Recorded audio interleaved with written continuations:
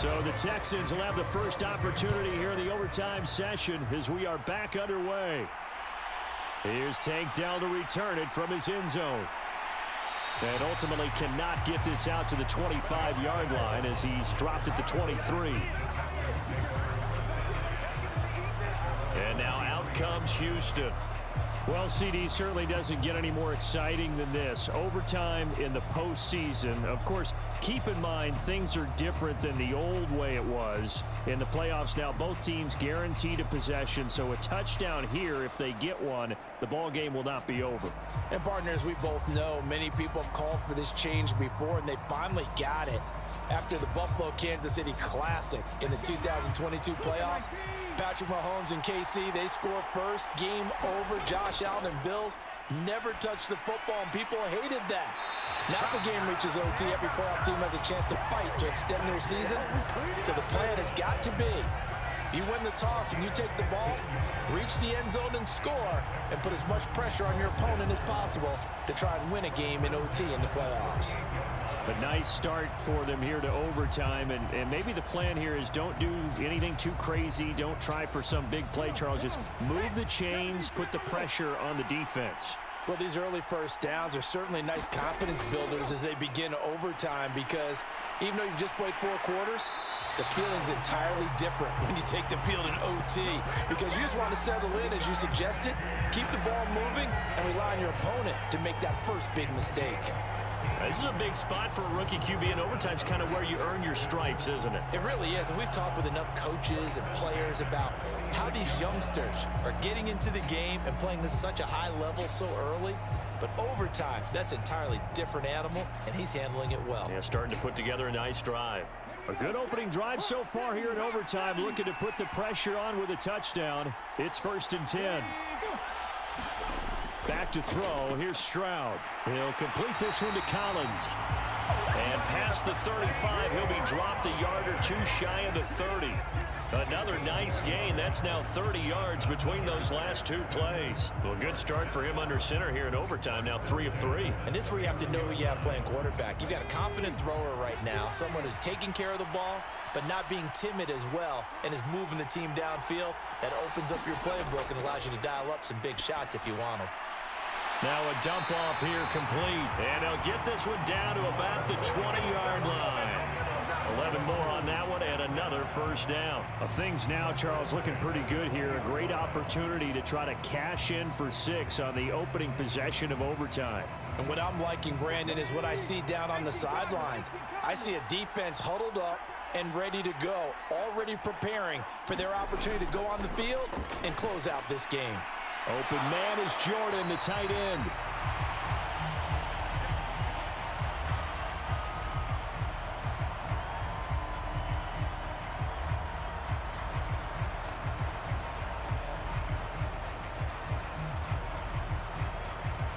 Tense moments in overtime of a Super Bowl.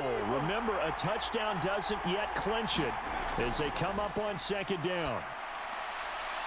He's got it. And the Texans are going to be set up with a 1st and goal on a pass play that moves them all the way down to the 1. Charles, you get into these overtime situations, that's not a bad guy to dial into. Well, when you have to have plays, especially in a spot as you just described, we're in OT, you've got to go to the guys you can trust and you know are going to make the plays. Well, they say, it's not the X's and the O's, it's the Jimmies. And touchdown, Texans!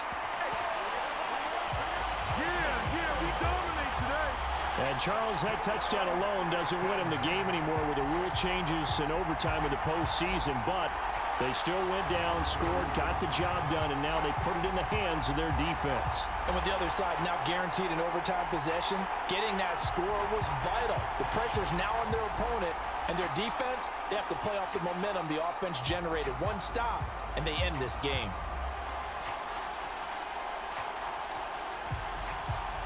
On for the PAT, Kaimi Fairbairn.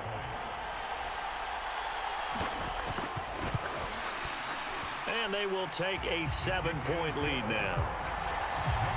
So this drive spans 7 plays. And it was the tight end Dalton Schultz on the touchdown reception to cap the drive.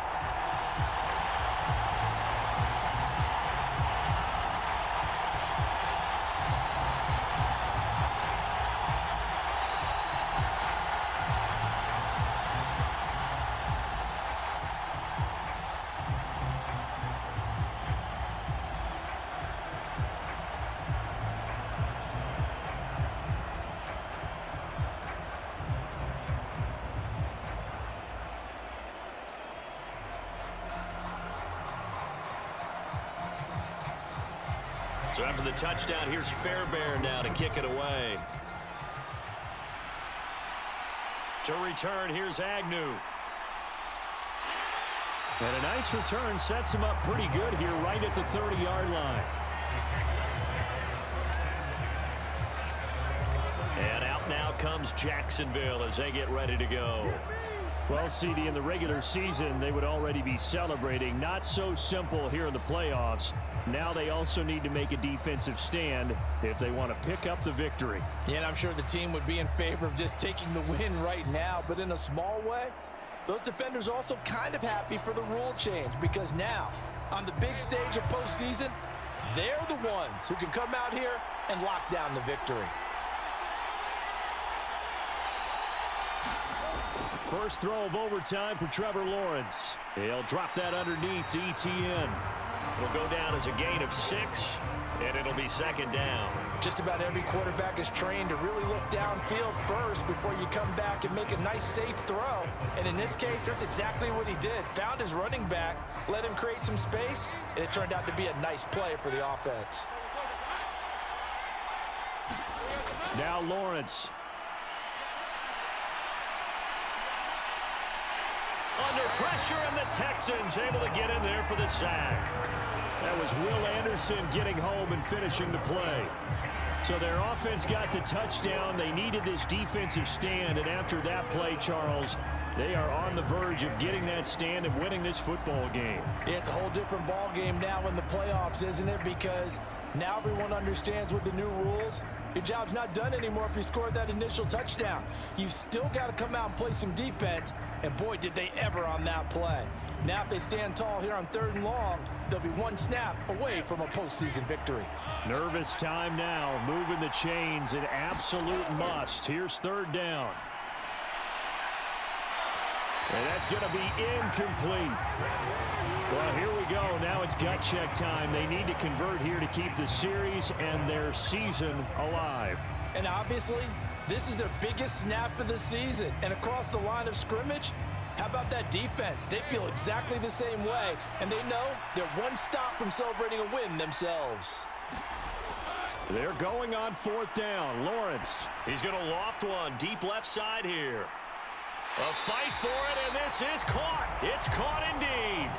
Wow, 1st and goal, and defensively, all they can do is shake their heads. Not only did they allow the conversion, but a big play as well. Well, what a game this has turned out to be here. Second possession of overtime. Obviously, Charles, they need the touchdown, and now looking pretty good here in the red zone. And in addition, they face a very important decision if they do reach the end zone. Kick the extra point, take the tie, and send this game to sudden death, or go for 2 and let it come down to one last 2-point try. 4 downs to get into the end zone and tie this game. It's 1st and goal. Now Lawrence. And that is caught. Touchdown, Jacksonville.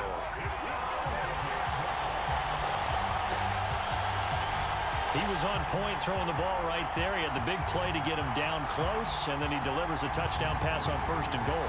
And you mentioned the big play that got him down close. I think that big play left him reeling a little bit. They didn't recover from it.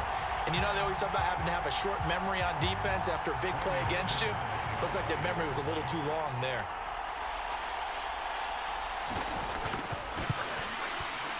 McManus's point after is good, and that will tie things at 20 all. That time, 75-yard drive, 5 plays, and it results in a touchdown for Jacksonville.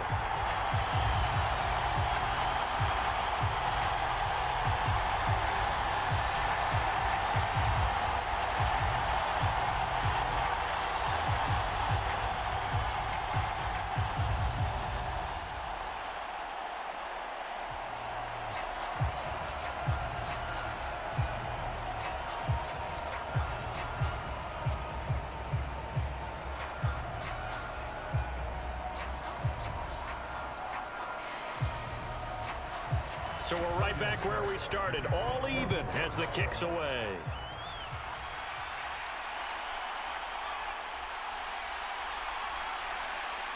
And he'll be stopped up at the 25.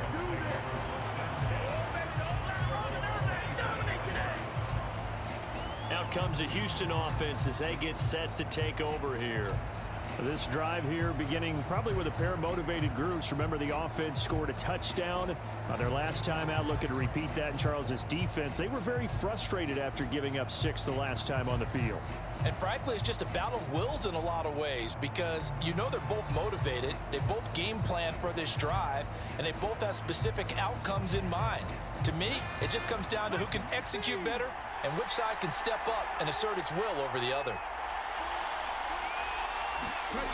Stroud now on 1st and 10. Now he'll dump it underneath to his running back, complete. And he's going to get a solid gain of 9 before being brought down. 2nd and right at a yard.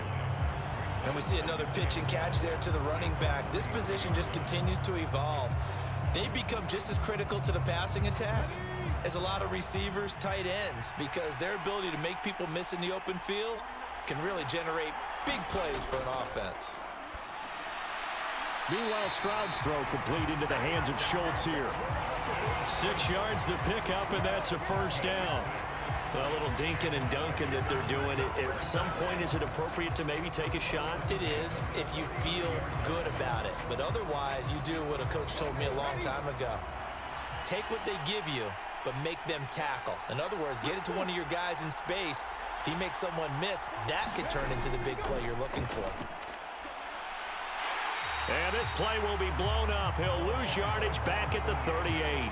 He'll lose a yard there, and it's 2nd and 11. Well, it's almost football 101 that you preach to your safeties. Don't let anyone get behind you. You're the last line of defense.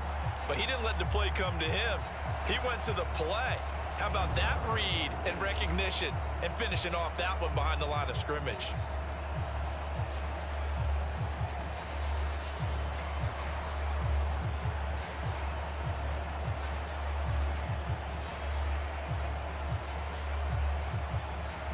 So after the loss of a yard, they'll look to push forward here on 2nd down and 11. And they'll keep leaning on the running game. Back to the ground. And the defense on him quickly there as they stop him at the 40 for a gain of just 2.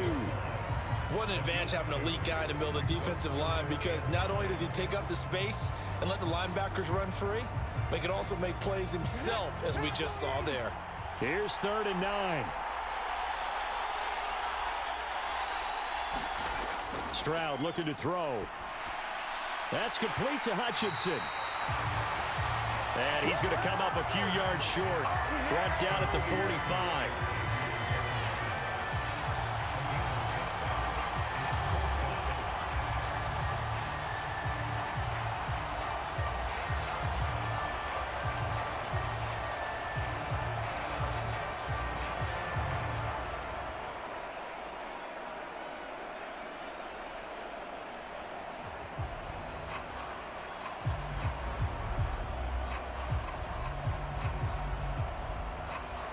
Here's Cameron Johnston now, on for a very important punt here in overtime. Calls for the fair catch, makes the fair catch just inside the 15-yard line. 36 yards on the punt with no return, and it'll be Jaguar football as they take over deep in their own territory. Out comes the Jacksonville offense as they get set to take over here. And, Charles, those overtime rule changes, this is where we really see their full effect. Here they got a chance to answer and keep the game going on their first possession of OT. Win it right here. Brandon, because if they can come all the way back from the brink of defeat and end up with a win here, imagine that. To even reach this 2, and you would expect that from a playoff team, but they still had to exhibit it. Now they have to go out there and win this ball game. Sudden death finally in play.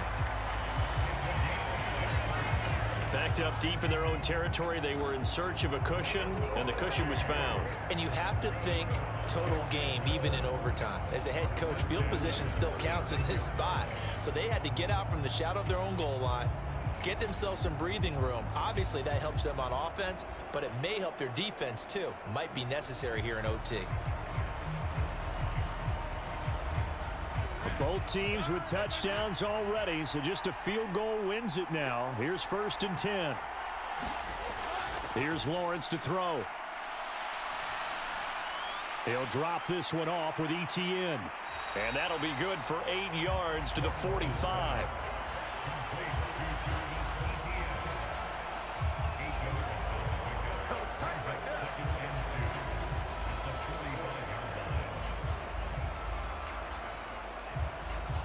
Ball spotted at the 45. Here's second down and 2. Up the middle they go. Hoover, and he'll get it into enemy territory just across midfield at the 49. Second and 2 is prime time for a little bit of a gamble, isn't it? Open up the playbook, go play action, toss that bad boy deep.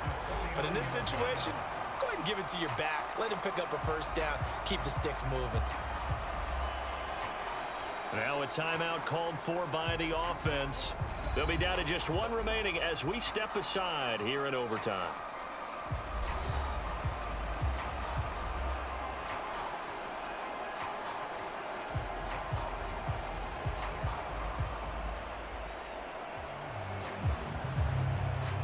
From just outside of field goal range. 3 points, all that's needed. Here's first and 10. Looking to throw, Lawrence. He throws it on the move, but can't connect as that falls incomplete.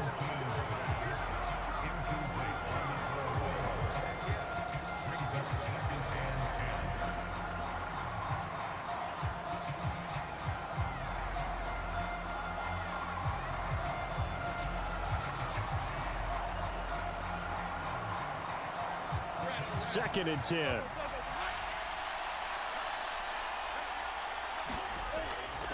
Handoff running left is Etienne. That second down play call was not to pick up the first down. It was to accomplish what they did to get them into a manageable third down because they had incompletion on first down, so they were behind the sticks, so to speak. They needed to make up some ground, and they did. And they'll need the 39 here for a first. This is third down. Now a handoff up the middle. It's Hoover, and he'll lose yardage here, back at the 47. And that's exactly what offenses try to avoid by using motion and throwing different formations up. They hate when he can draw a bead on the play, get a running start, and make a big play behind the line of scrimmage as he did just there. Here's Logan Cook now, as he'll punt it away for the second time.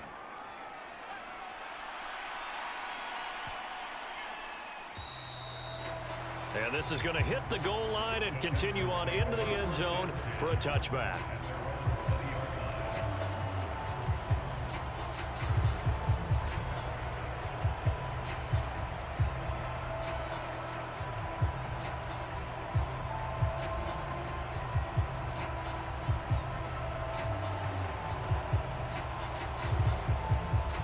The Texans offense ready to go here for their next drive.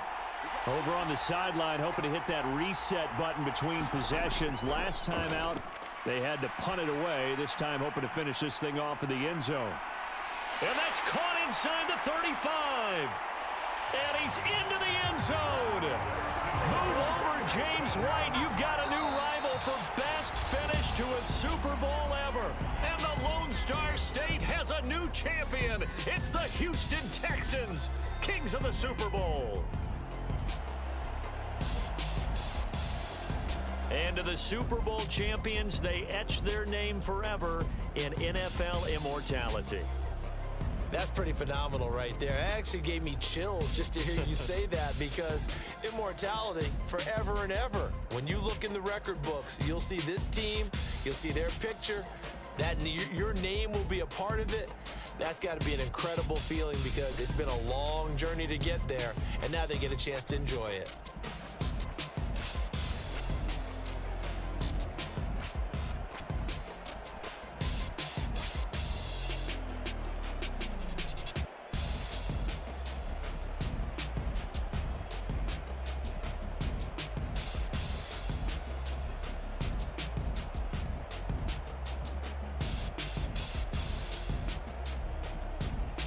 And they are the Super Bowl champs. The Lombardi Trophy is theirs, and so are bragging rights for an entire season. And what a season it has been. Feels like we have been there every step of the way. Our entire crew doing a wonderful job. Thanks to my broadcast partner, Charles Davis. For all those guys, I'm Brandon Gunn signing off. We'll talk to you next season right here on EA Sports.